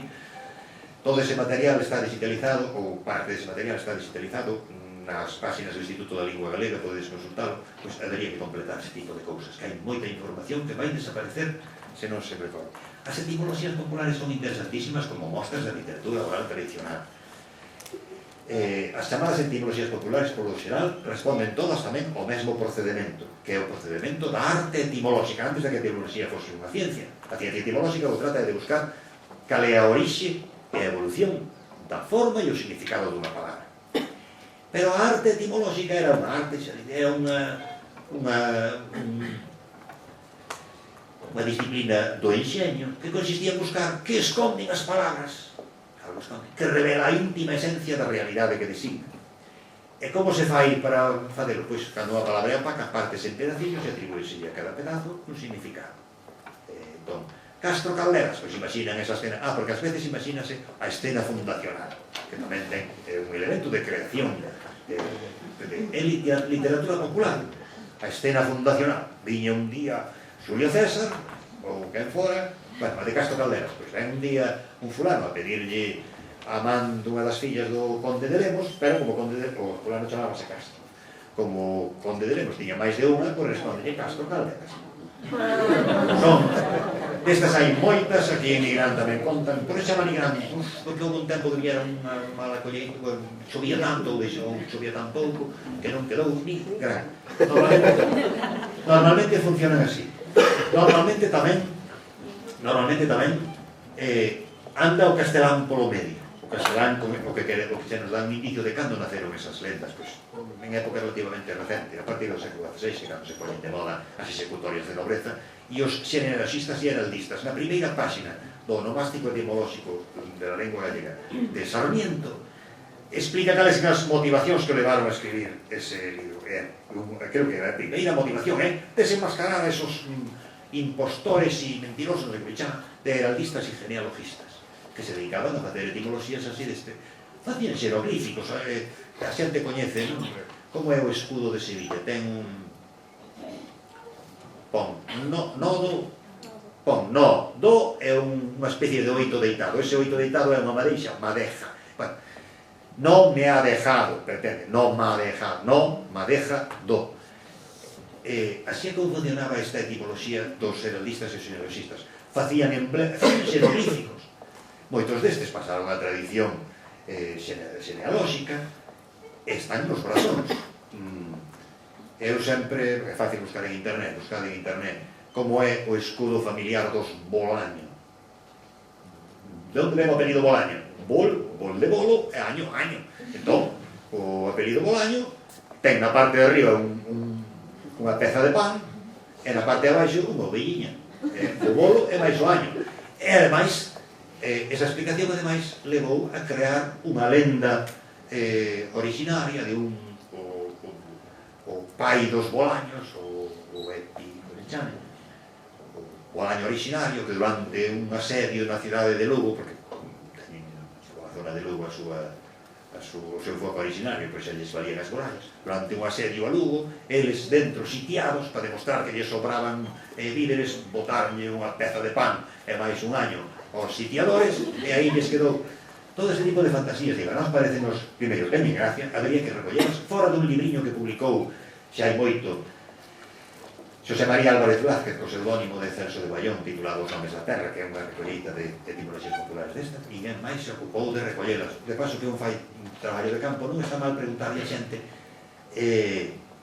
por que lle chaman así. A xente ás veces pode chegar a dar a realidade da orixe do topónimo, outras veces da aproximada. Antes comentou Xosé Lois o caso deste alcume Pesarestas. A interpretación popular que dan ali, era un individuo, expliquen eso, as arestas son os pulpos pequenos ali, e a miña interpretación é que en realidade Pesaresta significa un tipo excesivamente escrupuloso, non son polos pulpos, os mellores en ese caso concreto sí que eran os pulpos anecdóticos, pero unha aresta tamén é o que noutros sitios lle chaman un argueiro, ou lle chaman unha minucia, unha cosa que non pesa nada, ou que che entra nun ollo, eso son unha... Entón era un tipo tan escrupuloso este abogado, porque era un abogado, que lle chamaban Pesarestas, porque mesmo pesaba os argueiros, bueno, pues xa, esa cousiña que se lle solta o gran, bueno, que entra nos ollos cando andan mallando, agora xa non se malla, xa non se dice, había que ter cuidado porque entraban os argueiros nos ollos, e logo unha vez mallado na palla tampouco se podía xogar porque entraban as cadelas de frade na orella, non sei se tamén esta é universal, o de que a cadela de frade entra nas orellas. Prácticamente todas as culturas europeas teñen esa cousa. Mais curioso é esa denominación de cadela de frade. Eu creo que é unha reetimologización sobre forcadela, que é un nome máis común que ten. Forcadela porque ten bifurcado o ramo, ese é o furco, ou a furca. Forcadela. Unha alteración popular de forcadela pode acabar dando un freicadela. Freicadela, que é un frei? Un frei é o título de frade abreviado, Frei Martín Sarmiento. Entón, un freicadela acaba alterándose. Bueno, xa que falo de frade, frei, este tipo. Un dos problemas que ten a toponimia desta zona, vou chamar así da área tudense, é a metátese de R. Os R's aquí bailan moitísimo, non é fácil. Non sei se sabedes que a parroquia de Castelos casualmente consolidouse a variante Castelos, que é a forma, digamos, culta, pero en documentación escrita anterior ao 19 conviven Castelos e Crestelos e Cristelos. Eses Cristelos que hai por aí adiante son diminutivos de Castro, non son cristiños. Digo cristiños e cristelos, outro elemento que nos dá información. Un topónimo Castrelo e un topónimo Castriño. O segundo é máis recente, porque o sufixo elo deixou de ter rentibilidade no galego cando empezou a estenderse in. Eu explico de maneira, creo que bastante convincente, cando digo que hai moitos souteliño, pero non pode haber ningún soutiñelo, porque non se pode aplicar o adxetivo elo, porque se xa deixara de ter productividade na época en que empezou a utilizarse de iño. O de Castelos, Cristelo, eu vivo un mundo máis, sempre me chamou a atención rosquillas cristaleiro. De onde ven isto de cristaleiro, dándolle voltas, ata que neses documentos que se poden atopar de Oia no portal Pares aparecen con frecuencia referidos os veciños de cristelos, outros cristelos que hai aí en Tomiño como cristeleiros, de maneira non ten nada que ver cos fabricantes de cristais. Un cristaleiro, coa súa deformación na vocal, é unha persoa procedente de cristelos. Trouxen o de Taboada Leal, é a descripción geográfica, histórica e non sei que de la ría de Vigo e sus alrededores. Pódese descargar gratuitamente en internet. E o autor é Taboada Leal, este médico de Vigo que ten unha rúa en Vigo e tal. Dice, aunque en el siglo XIII se llamaba con el mismo nombre que tiene en la actualidad, claro, él ve o escrito e pensa que se llamaba igual. Sin embargo, se nombraba más comúnmente Valadares. Y todavía él ve que é unha cousa en extinción. Todavía muchos naturales del país, y con especialidad los vecinos de la parroquia, la denominan de este último modo. En el siglo XV parece que era anejo de Santa María de Vincios, etc. Bueno, algunhas cousas que dificultan ese arrema. Problemas que poden dificultar, un ten que andar con cuidado. Cando un recolle toponimio, o mellor é recoller o que escoita, non interpretar, porque ás veces das interpretacións é onde resultan os problemas. Se non ten nada claro, e inda que pareza clarísimo. É moi habitual, xa que notei aí, non notei, pero bueno, pensei, Porto é o lugar por onde un camiño atravesa un río, con frecuencia. Porto, que se chamaba un porto mollado, a diferencia dos portos secos, que máis ben os portos secos tenden a ser feminino, portera, ou porto de Polomón. Non ten nada que ver con o que chaman ahora porto seco de nada de tudo. Son outra cosa. Con moitísima frecuencia eses portos, igual que sucede cos pontes, levaban logo a preposición a, de maneira que era porto, a, o que fose. De maneira que por onde o camiño pasaba o río que ia dar o lugar de Mirón, por exemplo, na cabeza un cae pola Tornoia, o sitio chamábase, aparece Porto ad Mirón. Eso na fala acaba dando Porta Mirón. Porta, e a xente tende a interpretar que o primeiro é porta. Pois eu teño visto, recollidos por traballo de campo que logo mandamos comprobar e non tiñan artigo, alguén que interpretaba porta, xa como primeiro se paraba e ainda lle empacataba un artigo. Porta non sei que, pois non, tiña que ser o porta, ainda que pareza que hai incoherencia. É dicir, é porta todo xunto, porta. Tamén pasaba coas pontes. Pois xa xente di Ponteulla, pero eu de pequeno toda a miña vida escoitei Pontaulla. Non sei se destes hai moitos outros pontes e portos que teñen o A. Bueno, e xa remato con unha última curiosidade, porque antes, non sei onde anotei, xa o perdín, anotei unha que se dixo aí, a ver se se calera.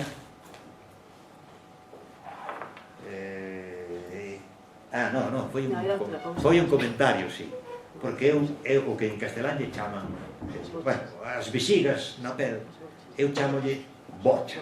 Bocha é a miña palabra patrimonial. E Marta chamoulle bichoca, o bichoca, que nunca pensara eu que pode ser unha derivada da outra. E esta é unha especie de regra, eu non a vi escrita en ningún lado, pero sucede con moitas veces. Unha vocal tónica non hai problema, manténse como tónica. Unha vocal átona, se está en contacto cunha consonante palatal, altérase en dar unha palatal. Entón, un foxo dos lobos é foxo, non hai problema. Un diminutivo de foxo, foxón, pode dar facilmente fixón. Un derivado de toxo, toxosa, aí temos en Gondomar un teixosa, con E, teixosa, e é polos toxos. Como ten ese E aí? A vocal átona en contacto cunha consonante palatal, xe, che, lle, ñe, pode alterarse en E ou I. E esta é unha cousa que se repite con tanta frecuencia que ao final un xa percibe que cando un bate cun topónimo, imaginade tipo illeiros, pois ao mellor illeiros ao mellor é un derivado de olleiros, son mananciais de agua. E de onde sai ese I? Pois é átona está en contacto con lle, e alteras, e é o que explica miñán, os que falan, os que din miñán en vez de mañán, e é o que explica que digamos castiñeiro, pero castaña. E xa máis nada, e que máis? Bueno, si, quero rematar con estes, os últimos. Hai que coñecer a fala local. Eu non sabía que o famoso Porto do Molle, aí en Nigrán, bueno, non sabía moi ben de onde podía vir ese molle ou molle tal. Pero resulta que é a denominación local de que noutros sitios lle chaman malle, ou manlle, ou na miña, mallo ou mallo de mallar. De maneira que se a denominación local é con ese O, porque ás veces tamén un M altera a vocal tónica, por iso os portugueses din fome, pero faminto. Bueno, os portugueses, e a xente en Bayona di fome tamén. Pois é probable que se molle sea o mesmo que un malle.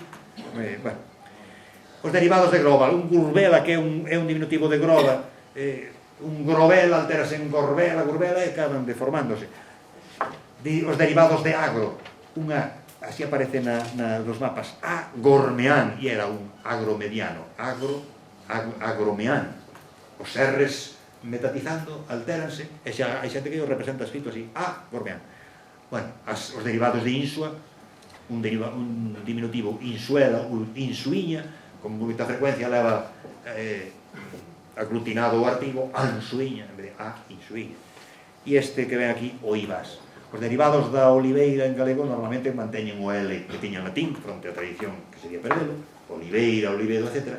Pero hai sitios onde o perden, hai moitos ibedo, que en realidad era o ibedo, que é un oliveto. Pois no concello de Vila de Cruces hai unha capela que ten unha romaría, que lle chamanllo así, hoxe, buscades en internet, aparece así, la capilla ou a capela de Oivas. Eso é un olivales, pero interpretan que o primeiro é oi e o segundo. Bueno, e este velouro, non sei a que viña, son os derivados de vela, de velare, velouro, é un lugar aí de Beade, onde, que se usou como lugar, igual que os chamados fachos, os chamados vixía, os chamados atalaya, os chamados lugares que se utilizaban para vixiar o territorio. Bueno, disculpade se me excedín, ao final, as listaxes que traía non usei ninguna, que era o que quería falar, pero non, eso tampouco era, esta non é. Pero se alguén quere fazer alguna pregunta, ou ten alguna curiosidade de algún topónimo, se ten información, digo yo, se non. Sí. Bueno, quería felicitar aos organizadores do curso, sobre todo os de Pontevedra, porque no estado de Florida hai un Pontevedra Beach, que levar varios centros de anos, sí, no estado de Florida, do FEX Tingarín. Agradecer a Gonzalo pola charla, que foi moi interesante. Xa tivo o prazer de ensinar no teu hai moitos anos na universidade e que como rematei a carreira. Xa te lembro que o teu apelido Tiña pregunta coa chuleta, sí, Michael Skinner, que en español é Michael Skinner, porque a influencia das distintas linguas e das palabras fai que evolucionen a toponimia, non? Bueno, tiña pregunta preparada de casa coa chuleta, pois xa respondeches. Polo extenso da galeguización. Entón veño a denunciar que eu son de Lazurium, de Salvaterra-Miño, bueno, son de Vigo, pero vivo en Salvaterra, e ali había un cantalarrana, que está no mapa topográfico antigo, nos mapas do catastro antigo, agora é Cantarrán. E fun ver na página da Xunta e hai 13 cantalarranas en Galicia nas 4 provincias. E o de Lourido cambiouse para Cantarrán, non sei por qué. Ainda non consultei o catastro de Serada porque teño outra denuncia que facer. A Xunta de Galicia subiu as taxas de reprografía de 7 céntimos por 1,4 a 1,5 €, para favorecer a investigación. Bueno, grazas e perdón polos nervios e polo tempo que collín. Sí, esa é outra. Xa que sacas este tema, porque Marta tamén está informada cando tivo responsabilidade desta cousa. Moitos arquivos aquí cobran, é dicir, un vai ca súa cámara digital e non che permiten porque teñen servicio de reprografía e cobran as copias. Vas aos arquivos nacionais de Francia e xa nas portas din que podes ir cas túas cámaras, é dicir, que eles non che fan as... Bueno, podes encargalas, que sale máis caro, que recomendan que a xente leve as súas cámaras. O de Cantarrán, eu ese concreto non o sei. Son topónimos relativamente recentes, moitos deles están nas proximidades da reitoral, é dicir, teñen moito que ás veces teñen que ver co cura. Este non, bueno. E moitos deles naceron xa no 17 ou por aí, son tardíos, e deixamos o... porque eu formo parte da comisión que estableceu, deixamos quedar a forma viva, ainda sabendo, porque non son moitos os topónimos castelanizados que son, pode haber eses, os viarios tipo Ventorrillo ou Casilla, as casillas son casillas dos camineiros, os ventorrillos eran tal,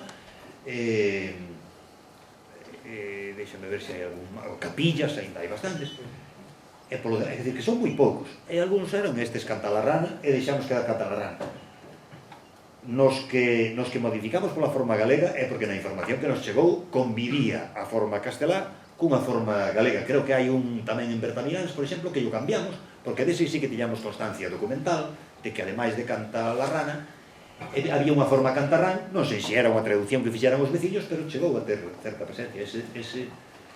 É que ás veces o ideal é sempre o que dixen antes. Cando non se ten claro, deixalo estar. Non sei se vai comentar Emili Casanova tamén, en Valencia fixeron moitas barbaridades ali pola atomización das responsabilidades, porque como cada un é municipal, dependendo... por iso antes quería felicitar o Instituto de Estudios Milloranos conseguiu que un concello como o de Gondomar crease unha comisión para decidir que nome darlle as rúas, que nome en cambio, normalmente o que pasa aquí é ao revés. Ábrense 5 rúas novas e xa primeiro a ver a quen llas dedicamos. O Concello de Santiago saía todos ufanos outro día, saían todos contentos de que dedicaran os nomes a non sei quen, a non sei canto, e os progres presumían de que había un 50% de mulleres entre o Grupo de Expertos de Nacións Unidas para os Nomes Geográficos e a UNESCO, seguindo os consellos deste grupo de expertos, desaproba totalmente, desaconsella, di que son un atentado contra o patrimonio a toponimia conmemorativa e honorífica. Aquí é o primeiro que se fai, botar man desta conmemorativa e honorífica, e logo hai outra que tamén atenta contra o patrimonio e é tamén de mal gusto, que chaman eles toponimia de repertorio, coller unha barriada e todo nomes de árbores e rúas ou nomes de paxaros ou nomes de... non entendo como non van. Pois digo que comentará Emili Casanova que en Valencia teñen moitos dese tipo. Por exemplo, unha pedrera, La Pedrera, alterada en La Perrera, porque pasa ás veces estes Falperra, ou mesmo os perros que comentei antes posiblemente teñen que ver con Petra, alterouse en La Perrera e traducírano, non sei como din en catalán, La Gosera, como se di La Perrera? Entón puxeron La Gosera, o sitio onde hai cans, a un topónimo que era é dicir, que en caso de dúbida non tocar, porque o de tocar sí que fixéronse moitas barbaridades. Antes comentei o de Aciadama, non desviei-me, non acabei de comentalo, pero era un deses o de Alariz, canto circulou por aí o Alariz pensando que era Alariz, e que viña do rei Alarico, que este tal Alarico era un rei dos ostrogodos. Sí, e inventáronlle o xentilicio laricano, que se sabe que non inventou don Alfredo Cid Rumbau, porque era o cronista oficial, porque ás veces tivo éxito, e usan o de laricano, a pesar de que non volga ben como a llaricense, recomendas a llaricense, sí, en caso de... Non, a ver, algunha máis. Eu creo que aí foi un exceso, efectivamente había que deixar. Como se pode explicar o caso das duplicidades dos topónimos? Como é o caso de Gondomar, que antigamente toda a xente, miña familia, a xente maior chamalle a Paradela. O sea, como se explica esa duplicidade? Bueno, o caso concreto de Gondomar e a Paradela é o centro de Gondomar e a parroquia é Gondomar. Sucede con moita frecuencia que non coincide o nome da parroquia e o nome do núcleo principal, igual que con moita frecuencia non coincide o nome do concello co nome da localidade onde está a casa do concello. E hai que admitirlo como unha cousa normal. A parroquia é Gondomar, pero o núcleo é a Paradela. Pero a xente tende a, sobre todo os forasteiros, por exemplo, o núcleo do Concello de Nigrán é Vilameán, o núcleo onde está e a xente de por ali chamalle Vilameán, e esa é a forma histórica. Pero os forasteiros de Vigo que pasaban en coche, pasaban polo bien ali o Concello de Nigrán e chamabanlle a Vilameán, chamabanlle Nigrán. Pois acabará desaparecendo o topónimo Vilameán. E nós na Comisión de Toponimia recibimos expedientes de concellos, que un creo que era o de Begonte, outro era... Bueno, hai concellos por aí que pretendían eliminar un topónimo histórico porque era o da capital do concello e querían que a capital de concello se chamase igual que o concello. Pois non sei por qué, porque teñen ese empeño en... Pois eu que sei, pero a Paradela prácticamente desapareceu, non sendo nos falantes autóctonos, já temos falado moitos desto, é dicir, ali hai moita xente, pero mesmo xente que vive na Meixeira, sitúaste onde en Gondomar. Bueno, pois xente que vive ali arriba na Meixeira, chámalle ir á Paradela, baixar pola rúa para baixo, quedalle a... Eu vivo detrás da igrexa, detrás da igrexa para baixo é a Paradela. É a Paradela, por eso. Pero vamos, aí o problema non é tanto de... O sitio é a Paradela, o núcleo de Gondomar é a Paradela, como... Ás veces na Comisión de Toponimia cando se producían estas discordancias, porque o nome do Concello é unha cousa oficial que xa naceu oficialmente, non? Constituíuse. Entón, cando se producen esas discordancias, ás veces separamos. Xa comentei antes Castro Caldelas, era o Castro de Caldelas, pero oficializouse como Castro Caldelas, quedou aí Castro Caldelas, pero a xente o núcleo chamalle o Castro. Entón aí decidimos poñerlle como núcleo que é capital, chamase o Castro, e o nome do Concello Castro Caldelas. Vila de Cruces é un invento, o concello chamábase históricamente Carbia, supoño que desde a prehistoria, pero como a feira fixo que o núcleo das Cruces se fixera máis grande, as Cruces chamábase as Cruces, non o de Villa de Cruces é un invento sacado da manga para pois deixamos quedar Vila de Cruces como nome do concello, que é unha denominación artificiosa, e creo que deixamos as Cruces como nome da, non sei se da parroquia ou da vila, pero non sempre se pode facer así, de maneira que efectivamente ás veces hai topónimos que están condenados a desaparecer se non se fai un esforzo por resucitarlos, porque tamén se pode facer un esforzo para que os topónimos para que a xente teña sensibilidade. Eu non creo que pase nada con fazer unha campaña en Gondomar en favor da Paradela e vas tomar un café ao centro, pois vas a Paradela, porque ademais, xa digo, os aborixes úsano con frecuencia, pero vamos, en realidade non son dous topónimos superpostos, que tamén hai o caso, un máis extenso e outro máis concreto. Eu, por exemplo, son dunha aldea de Melón, e ali hai unha ponte medieval, e a xente dice ponte Semelón, como sona. E eu nos escritos de fincas e demais pon ponte Submelón. Esa é a explicación. Ese C é unha alteración de un sub, Semelón. E como lle recollerías ti eso en toponimia? Como o non... Claro, isto sin irme eu a libros de antes de seguramente... Tío que recolles é Semelón, que é o que di a xente. Despois, cando se trata de establecer cal debe ser a forma escrita, un ten que ver o peso que ten a tradición Sumelón ou Submelón ou Somelón, porque aí o que se produce é unha asimilación das dúas vogais átonas. Como a tónica é a que queda ao final, as átonas bailan moito. O galego ten este problema, que temos as vogais átonas medio... Pódese dar como regra as vogais átonas unha cousa. É preferible poñer sempre a máis aberta, porque permite a lectura da pechada. Por exemplo, nos sitios onde din cachopo e cachopa, poden ter un derivado que sexa as cachupeiras, con un U ben claro. Se un escribe O, ese O permite ler U. Entón, neses casos, nós temos nas vogais de grau medio, para decir, entre E e I, por un lado, e por outro lado, entre O e U, sempre é preferible escribir a máis aberta, que permite ler tamén a pechada. E ás veces a tradición escrita, un ten que coñecer a tradición escrita. Unha zona de Lalín, eu son de Lalín, onde construíron agora o Concello Novo, a Casa do Concello, chamábase o Rigueiriño, chamábase sempre o Rigueiriño. Tiña moita tradición escrita e sabíamos que escribía Regueiriño. Pero non na fala todo o mundo, di o Rigueiriño, o Ri, é dicir, a mí se me pediran escribilo, antes de tal escribiría un I. pero habituado a ver o escrito con E, en min eu non teño ningún conflicto vendo un E escrito e pronunciando I, como cando digo, eu sei, piquiniño, é unha cousa piqui, eu digo I, e non percibo que sexa conflictivo pronunciarlo así e escribirlo de outra maneira. Un dos problemas que temos é que, como estamos alfabetizados en castelán e o vocalismo do castelán, ás veces nos resulta extraño. Por exemplo, cando a xente empezou a ver que Fuciño se escribía con O e non con U, cando vían O, Foci, pronunciaban O, en vez de seguir dicindo o mesmo que dicían.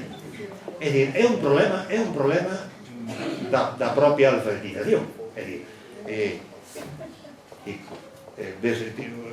colles un portugués que escribe Estado e di Estado e non lle parece ningún problema. Pero nós, alfabetizados nunha lingua que ten un sistema vocálico moi definido, logo aplicámoslo a outra, crean os conflictos que son. Eu aí nese caso escribiría, daría dúas alternativas entre so e se, e dependendo do peso que tivese. Aí vostedes ainda outro peor, que é o río que ven de Vilar de Conde, o río Outeiro, que tamén se chama río Brul, que está documentado como río Brul desde a Idade Media. O rotulista do Mopu, ou de non sei quen, puxo como se fora un nome catalán, Brul, que iso é alleo a estrutura. O galego non ten un L final de palabra, iso é. Pero na lei de normalización lingüística, onde di esa cousa de a única forma oficial dos topónimos galegos será a galega, non sei que, non sei canto, e logo hai unha liña que di as autoridades galegas velarán para que as formas oficiais estean presentes na rotulación diaria, non sei que, velarán. Ese é o que se chama un futuro ad calendas grecas. Algún día velarán, nunca se preocuparon, cando non costaba nada facer como fan, creo que, non sei se é en Cataluña onde fan, que as propias empresas de rotulación, antes de colocar os rótulos nos sitios, pasan a relación das formas ao instituto ou a unha autoridade lingüística que revisa e se están ben, pois vale, aquí non, aquí xa ni nas miran os da ás veces son os propios da empresas que teñen que tomar as decisións, toman as decisións ou da empresa, xa non os do ministerio, a empresa que fai o rótulo. E hai que ser sin L, dices que aí sería sin L, ou como é Outeiro. Non, L ten, o que non ten é dous, é que o que lle poñen é Brul, é Brul. Bueno, Brul ou Outeiro, non? Porque é o río que ven de... Ai, non, é que dixen, sí, pero que dixen mal, dixen que era o que ven de Vilar de Condes, non, é o que... Sí, ven por aí, bueno, ven de Covelo... É que se xunta co outro, que é o Cerves, bueno, pateino todo eso, Sí, aí hai... Fon a arriba... Algún máis? Eu teño unhas cantas, sempre digo que non me intervengo. Veña, pero faz ben. Nada, dous exemplos que se me ocorreron de etimoloxía popular, Aragua de Doniños, e dis que se meten os etimoloxías españolas que están por medio, non? Porque morreron dos niños. Andalude. Sí.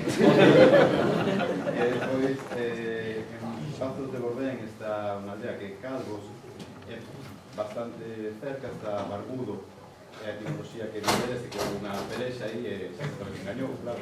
Eses son bonitos tamén, eses son os que hai que recoller. Topónimos replicantes ou explicación, en este caso o que é replicante é explicación. No Val de Monterrey hai un sitio que se chama Nocedo, que é colectivo de Noveiras, e hai un sitio que se chama Vences, que é seguramente de un nome persoal.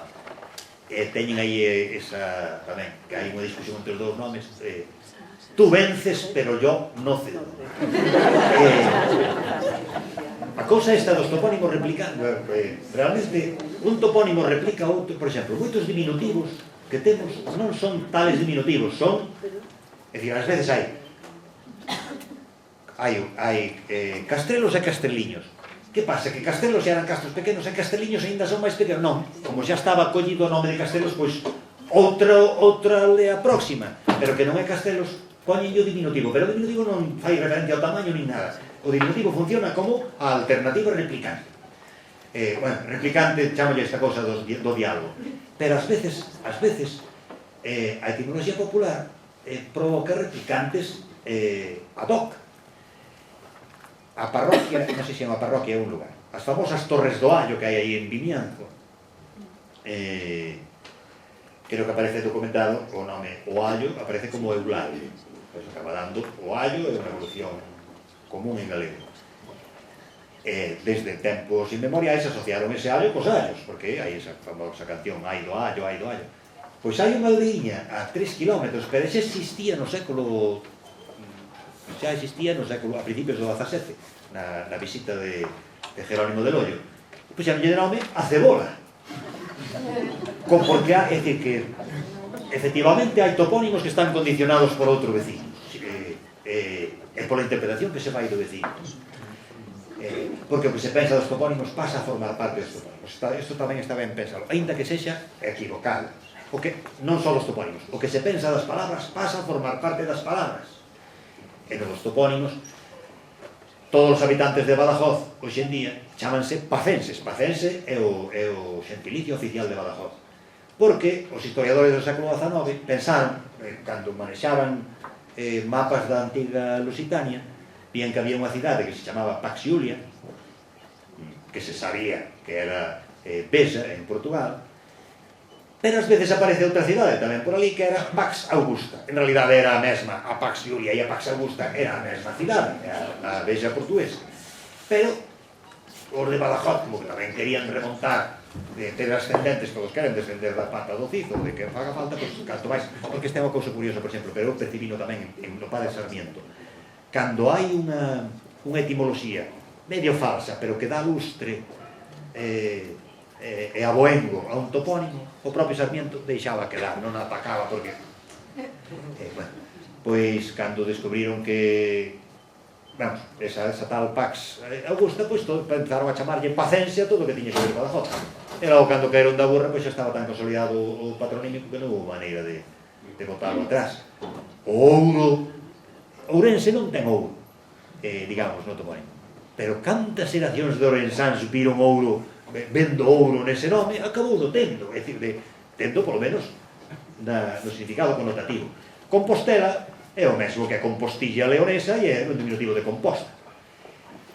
Pero a etimoloxía piadosa imaginou un campus stelae, ser sería falso, pero provocou a identificación coa Vía Láctea, provocou toda esa simboloxía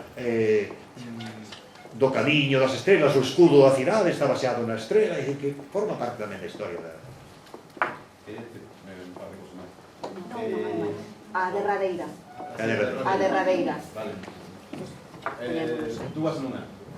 Os de Valladares queren seguir na asociación de vecinos, insisten en Valladares, son unha asociación veciñal de Valladares, segundo eles porque hai tamén o que vestían a buen Baío, porque de toda a vida, o Marqués de Valladares, que tamén... de toda a vida, o que condicionou aí ese uso, porque os outros Valadares que hai, o Valadares que hai na estrada, a comarca de Valadares aquí en o último era Cabeza de Manzanera.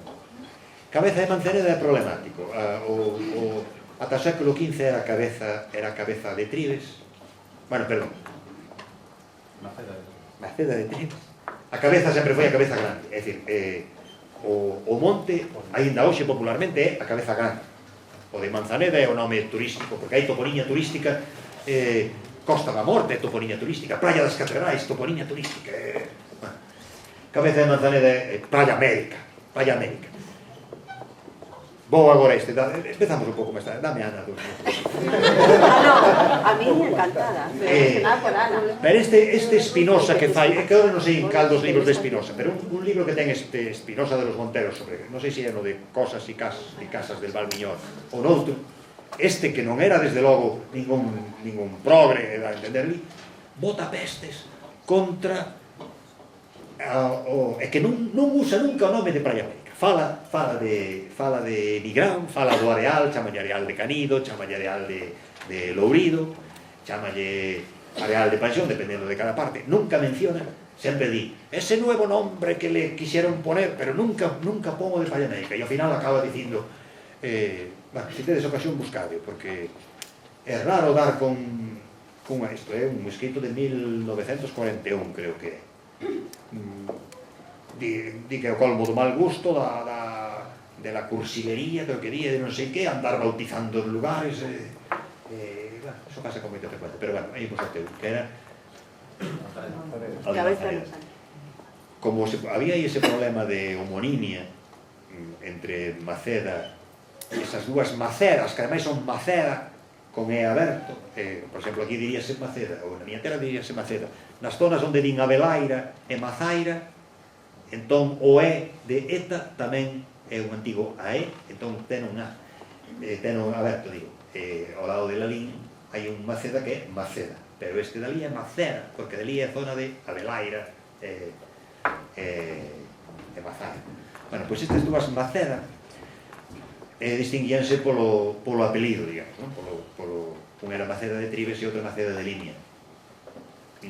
Xa empezou a haber problemas cando Tribes por unha banda e a zona de Maceda Larouco e tal pasou a ser propiedade de outros señores distintos, e que agora non sei como é en realidade a historia, pero vamos, sobreviviu ao século XV máis ou menos ese uso, Maceda de Tribes, e pouco a pouco empezou a suplantarse polo castelán Manzaneda en vez de Maceda de Tribes, e no 16 xa estaba arraigadísimo, e provocou ademais que deixara de usar o determinado, o apelido, o outro, o Maceda de Limia.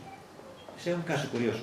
É probable que teña que ver aí algunhas avanzadas, non estou seguro, pero o límite da diocese de Astorga, nesa zona oriental de Ourense, bailou, en ocasións avanzou, logo retrocedeu.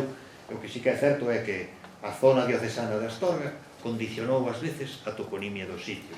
Non se recupera con Maceda de Tribes. De momento ninguén se animou a propoñelo. A Comisión de Toponimia non ten poder decisivo, é dicir, nós podemos emitir ditame e a Xunta de Galicia, se quere, daría a ese ditame ou non, pero hai cousas que nós ditaminamos e que non se atreveu. Por exemplo, cando era alcalde da Caniza, por non dicir así, César Mera, ben que lle presentamos un informe de que a forma tradicional era Caniza, que estaba vivo ainda nos arredores e non Cañiza, aí eles teñen o expediente irrefutable de que lle sobra o tilo N, pero nin querían as autoridades locais, nin a Xunta de Galicia naquel tempo quería ter problemas con esas autoridades locais, e aí, de momento, está así. Hai outros erros detectados, non sei se se cantarán, pero hai outros erros detectados desde hai tempo, pero non se pode modificar o nomenclator, non sei por qué, hai que esperar, Entón é un problema máis administrativo que eso. Sí, bueno, pero este foi modificado nos últimos 10 anos. Era Catalarrana. Pero tamén no nomenclator? Sí, no nomenclator está en Catarrán xa. Pois por iso digo, non? Por iso digo, non? Que digo, mellor é que ás veces os informantes que nos, porque non fixemos nós traballo de campo, era información que nos chegaba dos sitios. Agora, ás veces facíamos traballo de campo cando había casos problemáticos, pero se nos chegaba a información de que conviven as formas Cantarrán e Cantalarrana, aínda que nos dixeran que era mayoritaria Cantalarrana, se convive con a forma galega, pois puxamos a galega. É dicir, ese é un problema de... En realidade eu aí non o percibía como un problema, é problema agora como distinto. Os problemas eran os das probas e pobras, por exemplo, porque aí sí que xa non había rastro da forma non había rastro oral, digo. Houbo ata principios do século XX, polo menos na... Sí, houbo, e basta con e a pova de Barcín tamén era prova nos tempos de infancia desa de Queiro, o segundo conta el mesmo, e como dicían os vellos, Ainda se pode ler nalgúns azulexos nas rúas prova. No, eles, a metade se nos portugueses vai cara, é dicir, o R nos portugueses vai cara atrás como aquí, é dicir, de Castrelo Cristelo, mas ben, ten de ir cara de Pobra, prova. Nos azulexos e nos lenços eses de bordados. Bueno, deixámoslo, non? Sí.